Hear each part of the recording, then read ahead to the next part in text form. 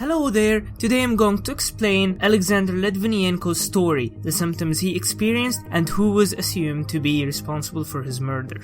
Alexander Litvinenko was a former FSB lieutenant colonel who was assassinated through radioactive poisoning in 2006. He was reported for corruption at the end of his FSB career and was imprisoned for 1 year. After his release, he immediately fled from Russia to Britain, London, with his family. 6 years later, just after he became a British citizen, he met with two of his former colleagues in the FSB. They had a meeting and had tea together, but who would ever think that a cup of tea could be the start of one's end? The next day, Litvinenko experienced intense vomiting. He was admitted to Barnet General Hospital, where his condition eventually became worse and worse. It immediately was a cause of concern for the entire hospital. After 17 days, he was transferred to the University College Hospital for intense care. After his condition worsened, he started to lose his hair rapidly, and his white blood cells count was crucially low. Eventually, his vital organs began to fail in a sequential pattern, starting with his liver, then his kidneys, and finally his heart. His state was terrible enough that samples of his blood and urine were sent to a top-secret nuclear research center in Britain. After some research over the samples, it was announced that his blood contained Polonium-210. Polonium is 100% deadly, as it destroys cells, the immune system,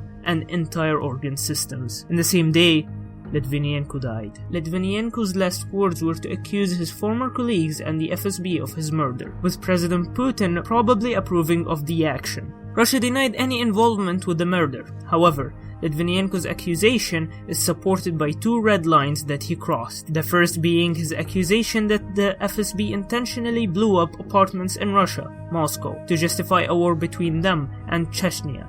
The second red line was accusing President Putin of being a pedophile. Finally, polonium is entirely controlled by the state. Its use, transport, and quantities are all recorded and controlled by the government. This increases the suspicion of how could those two former agents get their hands on polonium if Russia was not involved. This was Litvinenko's murder case. The symptoms of poisoning by radiation are more than deadly. In the end, it is your own opinion to think of who is really behind this murder.